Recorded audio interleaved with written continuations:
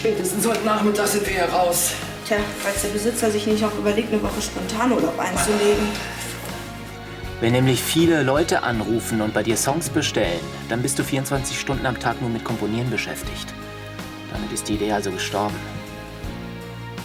Nein, mir fällt da schon noch was ein. Ich wette, Bastiane findet diesen Vorschlag ausgezeichnet. Das glaube ich kaum. Weil du nämlich nichts davon erzählen wirst. Wie bitte? Kein einziges Wort. Ich gehe nicht für 2 Jahre ins Ausland.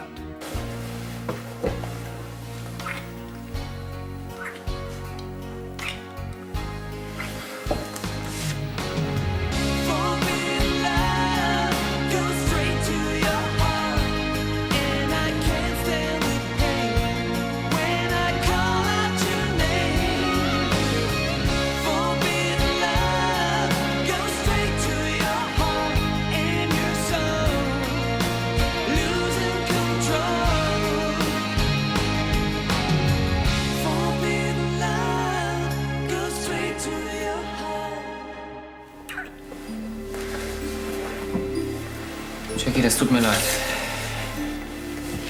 Ich weiß gar nicht, was in mich gefahren ist. Schon okay. Das hätte nicht passieren dürfen. Dann lass es uns einfach vergessen, ja?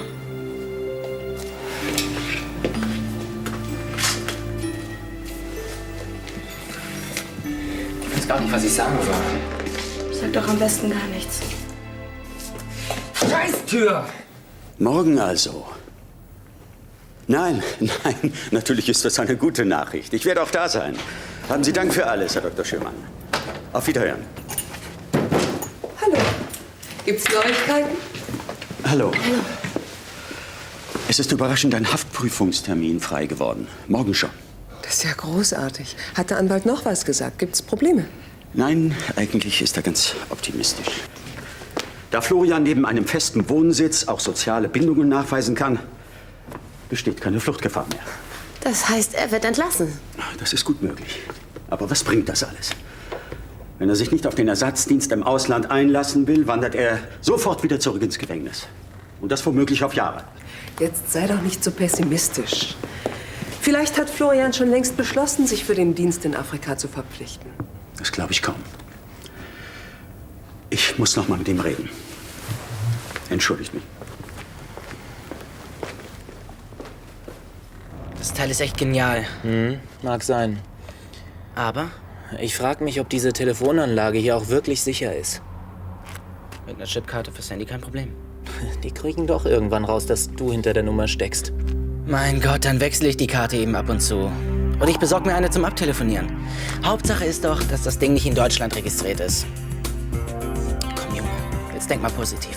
Ich denke zunächst mal an die Kosten. Die ganzen Gespräche über Dänemark, Mann, das kostet einen Haufen Geld. Aber nichts läuft ohne Investition, keine Branche. Diese Branche hier scheint mir eher so ein Schuss in den Ofen zu sein. Jetzt mach dir mal nicht so einen Stress. Wir kriegen das Geld locker wieder rein. Verlass dich nur auf mich. Solange wir keine Werbekunden haben, Frank, bringt uns das hier alles nicht weiter. Eins nach dem anderen. Wir haben doch damit erstmal alles, was wir brauchen. Ach ja? Und was mit Zuhörern? Oder brauchst du die vielleicht nicht? Die kriegen wir auch noch. Wart's ab. Komm, die haben noch keine Ahnung, wann sie wen anrufen sollen. Oder willst du vielleicht eine Annonce aufgeben, hä? Das ist keine schlechte Idee. Hey, jetzt hab doch mal ein bisschen Vertrauen. Jackie, meinst du nicht, dass wir darüber reden sollten? Wenn du meinst. Ja. Ich kann mir immer noch nicht erklären, wie... Aber ich. Wenn Tillmann und Kathi, wenn die beiden nicht so viel dummes Zeug erzählt hätten, dann wäre wahrscheinlich gar nichts passiert. Die haben uns doch total unter Druck gesetzt. Genau. Indirekt vielleicht. Wieso indirekt? Die haben doch ständig Sachen reininterpretiert, die gar nicht da waren. Ich meine, zwischen uns ist ja nichts. Genau. Also haben wir uns auch gar nichts vorzuwerfen. Und so ein Kuss, also ich meine... Ich bin froh, dass du das genauso siehst wie ich. Es ist einfach die ungewöhnliche Situation, in der wir hier sind. Eben. Das ist ja schließlich alles andere als normal. Besondere Umstände. Dass man da mal ein bisschen näher zusammenrückt, sich Mut zu machen. Völlig normal. Ja, Da ja nichts passiert ist, brauchen wir auch gar nicht so ein Theater zu machen. Du hast völlig recht.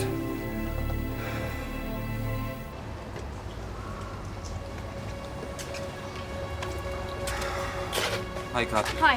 Tut mir leid, dass ich so spät bin. Aber ich habe noch ein paar Kids aufgetrieben, die gestern bei dem Spiel dabei waren. Und, haben Sie Patrick und Jackie gesehen? Nein, nach dem Spiel nicht mehr. Die sind wie vom Erdboden verschwunden. Und wenn wir doch die Krankenhäuser anrufen? Das habe ich ja gemacht, ohne Ergebnis. Da weiß ich leider auch nicht weiter. Ja, wenigstens wissen wir ja, dass ihnen nichts passiert ist. Nur weil Sie nicht im Krankenhaus liegen? Jetzt sieh doch nicht so schwarz. Also entschuldige mal bitte, aber irgendwo müssen die zwei ja sein. Ja, er fragt sich bloß wo. Ich weiß wirklich nicht, wo wir noch suchen sollen. Dann müssen wir wohl doch die Polizei einschalten und eine Vermisstenanzeige aufgeben. Solange wir nichts auf der Hand haben, werden die nicht aktiv. Und wenn, dann erst nach 24 Stunden. Ja, du hast recht. Ich kann mir jetzt schon die grinsenden Gesichter der Polizei vorstellen. Die gehen doch sicher davon aus, dass die beiden durchgebrannt sind. Was ich nicht glaube. Bist du dir da so sicher? Kathi, was soll das? Wenn zwischen den beiden was wäre, dann hätte ich das bestimmt mitgekriegt. Irgendwie. Also schön. Sie sind nicht zu Hause, sie sind auch nicht im Krankenhaus. Keiner weiß, wo sie stecken und du gehst auch nicht davon aus, dass sie irgendwie durchgebrannt sind. Also, wenn sie sich nicht gerade verlaufen haben, bleibt nicht mehr viel übrig. Bevor wir voreilig falsche Schlüsse ziehen, sollten wir noch einmal jeden einzelnen Schritt durchgehen, den Sie gestern gemacht haben. Das haben wir doch schon. Wann hast du Jackie gestern zum letzten Mal gesehen? So, einmal mit Vitaminen und einmal mit Koffein. Die Salate dauern noch ein bisschen. Dafür wird mal handgepflückt. Aus eigenem Anbau, versteht sich. Was du nicht sagst. Was ich noch fragen wollte, wie geht's denn Florian? Naja, den Umständen entsprechend soweit ganz gut. Schon eine ziemlich harte Situation für ihn. So im Knast zu sitzen. Wie kommst du denn damit klar? Naja, wir hoffen halt beide das Beste. Heino, meinst du nicht, dass unsere Salatblätter bald gepflückt sind? Ich hab Hunger. Schon gut. Ich schau dann mal. Danke, ich habe schon gedacht, er wird sich hier festquatschen. Ich wollte mich auch eigentlich gerade nach Florian erkundigen. Aber ich denke, wir lassen das Thema besser, oder? Nein, das ist schon gut. Ich muss eh fast immer an ihn denken. Dass ich so abgelenkt war wie gestern beim Streetball-Match ist eher selten. Ich weiß genau, wie du dich jetzt fühlen musst. Ich zeig dir was. Aber du darfst nicht lachen. Hier. Habe ich für Florian und für mich gekauft. Wie süß. Nicht vielleicht ein bisschen kitschig? Nein, überhaupt nicht. Man kann das Herz hier in der Mitte auseinanderbrechen. Und dann hat jeder von euch eine Hälfte. Wie schön. Bastiane, das ist eine wundervolle Idee. Naja, ich habe gedacht, dass Florian sich vielleicht darüber freut. Einfach, damit er weiß, wie lieb ich ihn habe. Florian wird begeistert sein. Begeistert. Das ist ja nur ein Anhänger. Ach, ich würde alles dafür tun, um ihn für immer aus diesem Knast zu bekommen. Alles. Das ist ja endlich mal eine gute Nachricht.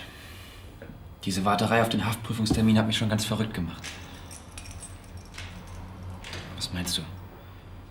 Wie stehen meine Chancen? Weiß ich nicht, Florian.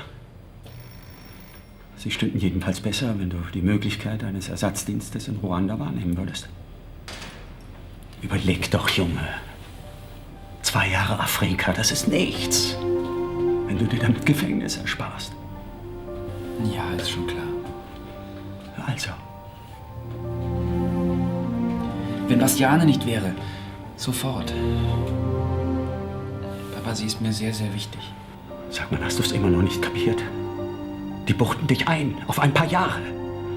Da kannst du auch nicht mit deiner Bastiane zusammen sein. Vielleicht sind es ja nicht gleich ein paar Jahre. Aber wenn doch. Aber mal abgesehen davon. Was glaubst du, was die mit dir grünen Jungen dort anstellen im Knast? Hm? Ganz so schlimm wird es schon nicht werden. Das hat mir ausgerechnet jemand, der sogar Selbstmorde vortäuscht, nur um nicht ins Gefängnis zu müssen. Florian, was ist los mit dir? Ich weiß, dass ich mich nicht gerade logisch verhalte. Trotzdem. Ich will nicht so lange von Bastiane getrennt sein. Hier könnte sie mich wenigstens immer besuchen. Verstehst du? Nein, verstehe ich nicht. Ich sag ja nicht, dass du Unrecht hast. Gib mir einfach noch ein wenig Zeit, darüber nachzudenken, okay?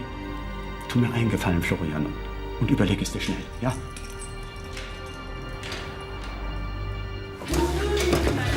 Ach, guck mal, wer da ist. Ach, hi, hallo. Hi, hallo.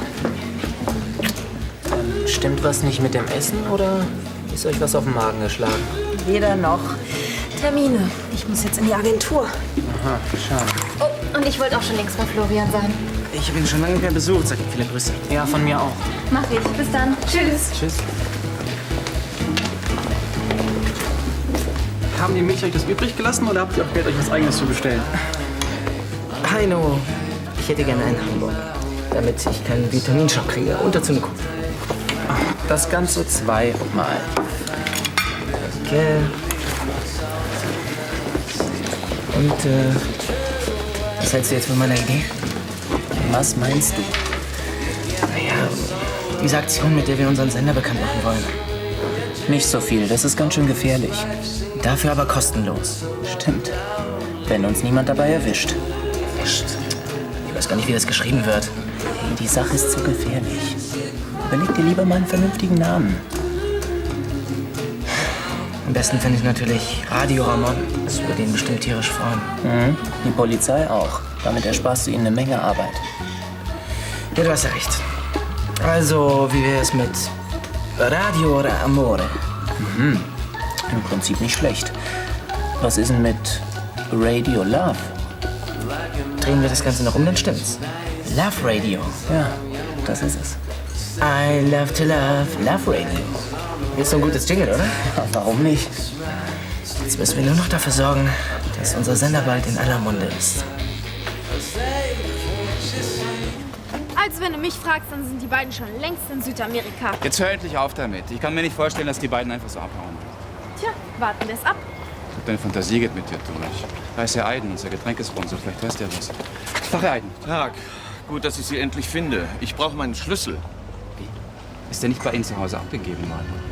Ich habe Herrn Bruckmann gebeten, ihn bei Ihnen zu Hause einzuwerfen, wie das verabredet war. Soll das heißen, Sie haben den Schlüssel nicht bei sich? Nein, den hat Patrick Bruckmann. Das ist aber wirklich jetzt sehr ärgerlich. Und was soll ich jetzt machen? Ich habe mich so auf Sie verlassen. Tja, ich bin genauso überrascht wie Sie. Waren Sie denn schon in Ihrem Laden? Ohne Schlüssel. Nur gut, dass heute sowieso geschlossen ist. Spätestens heute Abend werden Sie uns sicher finden. Das will ich auch stark hoffen. Jackie, ich meine uns beide zusammen finden. Ja, und? Sollten wir uns nicht langsam überlegen, was wir denen sagen wollen? Sagen? Was meinst du? Weiß genau, was ich meine. Ach, Patrick, wovor hast du eigentlich Angst?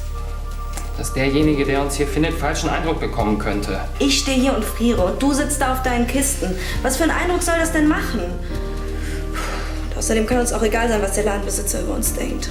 Vielleicht finden uns aber auch Kathi und Tillmann. Die suchen uns doch sicher schon die ganze Zeit.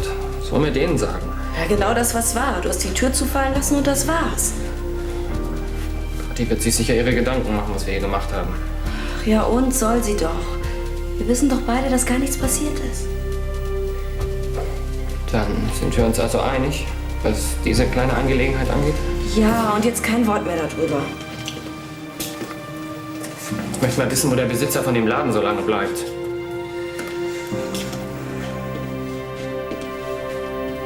Ich hatte ihn fast so weit. Aber? Dann fing er wieder an. Wie sehr er an seiner Bastiane hängt. Dass er deswegen nicht weg will. Dieser ganze Quatsch eben. Sag mal, kann es sein, dass du die Beziehung von Florian gar nicht ernst nimmst? Was? Ach, Unsinn. Es macht mich nur krank zu sehen, wie mein Sohn in romantischen Gefühlen schwelgt und dabei die Realitäten verdrängt. Mein Gott, Arne, der Junge ist 20 und er liebt Bastiane. Ich kann schon verstehen, warum ihm die Entscheidung schwerfällt, sie für ein paar Jahre zu verlassen. Arne meint sicher nur, dass Florian seine Situation zu romantisch sieht. Nach dem Motto, wenn wir uns nur lieben, werden wir das schon schaffen. Gefühle sind nun mal nicht logisch. Ich glaube, Florian braucht einfach nur etwas Zeit, die Realität zu akzeptieren. Früher oder später wird er den Vorschlag mit dem Auslandsaufenthalt bestimmt annehmen. Und wenn nicht? Dann können wir ihn nicht dazu zwingen. Er muss seine Entscheidung selbst treffen. Aber ich bin sicher, er wird bald merken, wie hart es ist, im Gefängnis zu sitzen. Die Zeit wird knapp. Das ist das Problem. Trotzdem kannst du nichts anderes tun, als abwarten. Abwarten? Und du bist sicher, dass sie dich schon bald hier rauslassen? Wenn überhaupt, dann nur aus der U-Haft. Die Hauptverhandlung ist ein ganz anderes Kapitel. Was immer auch passiert. Ich liebe dich. Ich dich auch. Ich habe dir was mitgebracht. Zeig her. Ich hoffe, du findest es nicht zu kitschig. Bestimmt nicht. Ah, es ist wunderschön. Vielen Dank. Man kann es in der Mitte auseinanderbrechen. Und dann kriegt jeder eine Hälfte. Warte, ich bind's hier um.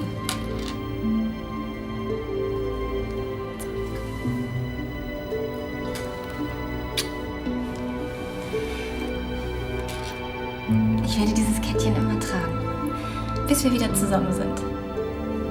Egal, wie lange es dauert. Wie meinst du das? Hat Arno mit dir gesprochen?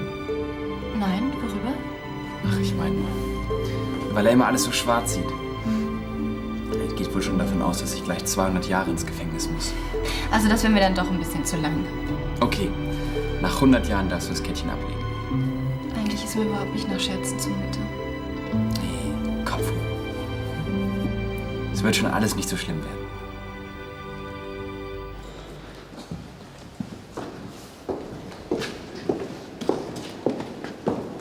Holla. So, jetzt pass auf.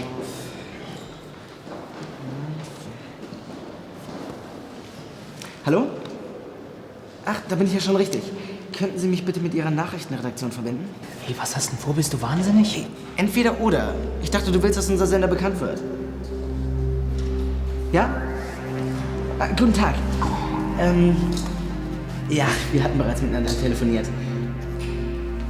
Nein, meinen Namen kann ich Ihnen nicht verraten. Wie gesagt, es geht um diese sensationelle Aktion. Ich wollte Ihnen nur mitteilen, dass die anderen Sender bereits ihre Teams losgeschickt haben. Ja, zum Rathaus. Bitte? Was ist das denn für eine Frage? Natürlich sehe ich Ihren Sender am liebsten. Ja, wunderbar. Ja, ich freue mich. Alles klar, bis dann. Ja, wiederhören. Ja, wir haben angemessen. Du bist nicht ganz sauber, was? Hey, jetzt wird mal wieder freundlich. Komm, wir gehen eins höher. Na komm schon, komm.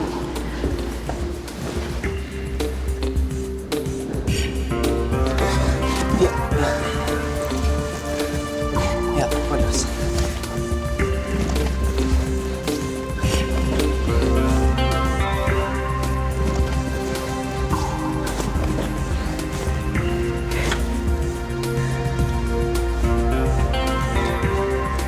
Na also. Sieht doch schon wunderbar aus.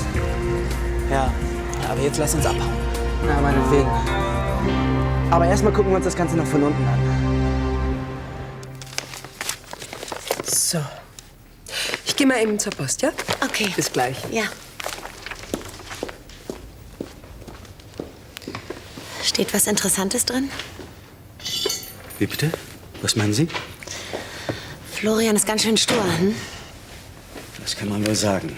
Stur und unvernünftig. Ja, aber was wollen Sie machen? Wie Erika vorhin schon meinte, man kann ihn nicht zwingen.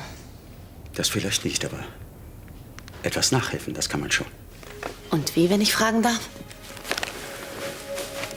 Der einzige Mensch, der Florian momentan zur Vernunft bringen könnte, ist seine Freundin. Bastiane. Dazu müsste ich mit ihr über Afrika reden. Was Florian auf gar keinen Fall will. Verstehe. Wenn sie allerdings erführe, dass es für ihn eine realistische Alternative zum Gefängnis gibt. Stimmt sie ihn vielleicht um? Und das ist die Zwickmühle, in der ich mich befinde. Ich würde wahrscheinlich auf meinen Bauch hören. Wenn die Zeit nicht so drängen würde. Vielleicht käme mein Sohn dann ja von selbst auf die Idee, auf den Rat seines Anwalts zu hören. So lange kann ich nicht warten. Ich würde mit Bastiane reden. Manchmal muss man sich zu irgendwelchen Entscheidungen durchringen, die im ersten Moment nicht ganz korrekt erscheinen. Auch wenn Florian dann sauer auf sie ist. Hauptsache, er muss nicht in den Knast, oder? Und wo kann ich Ihren Kollegen jetzt finden? Das wüssten wir auch gerne. Also wenn heute noch nicht einmal auf einen Priester Verlass ist. Na bitte, geschlossen.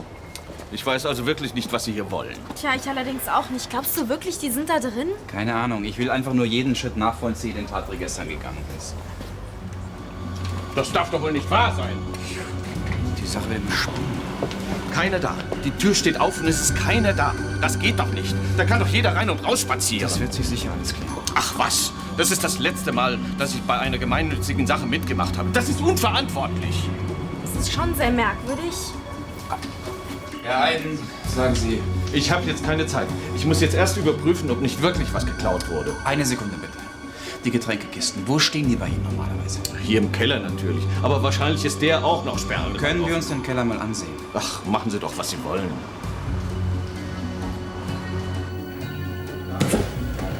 Jackie, wach auf. Was ist denn? Ich höre Stimmen.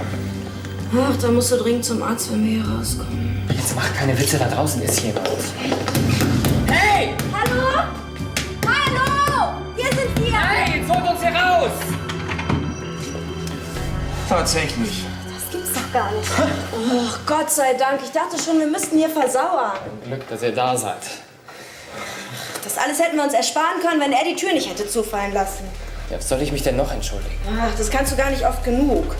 Mann, wegen dir habe ich 24 Stunden in diesem Scheißloch abgehangen. Mein Gott, wie oft soll ich denn noch sagen, dass es mir leid tut? Trottel.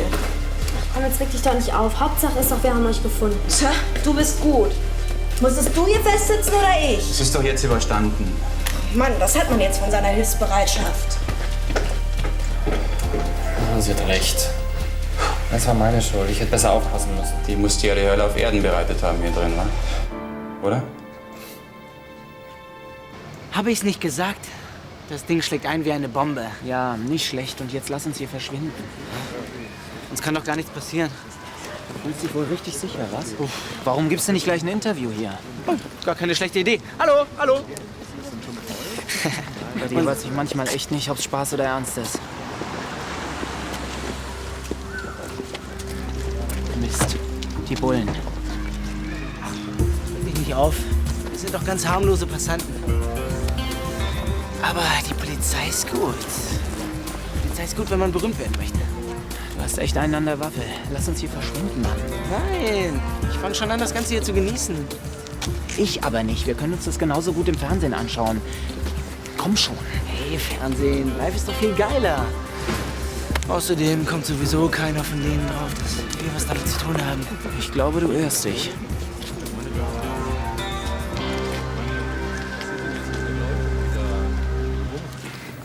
Setzen Sie sich doch bitte. Danke. Also, weshalb ich gekommen bin. Bastiane, ich brauche deine Hilfe. Was gibt es denn? Wie du dir denken kannst, geht es um Florian. Ist was mit ihm? Nein. Es ist nur, du könntest mich da in einer Sache unterstützen, die ihm vielleicht das Gefängnis erspart. Dafür würde ich alles tun. Ja, das habe ich gehofft. Der Anwalt schlägt vor, eine Art Handel mit dem Richter. Was denn für ein Handel? Wenn Florian sich verpflichtet, in den Entwicklungsdienst nach Afrika zu gehen, bestünde eventuell die Chance, dass ihm die Gefängnisstrafe erlassen wird. Das Problem ist nur, er lehnt diese Möglichkeit ab. Deinetwegen. Also wärst du wahrscheinlich der einzige Mensch, der Florian davon überzeugen könnte, für 2 Jahre nach Ruanda zu gehen. Bastiane, würdest du das tun?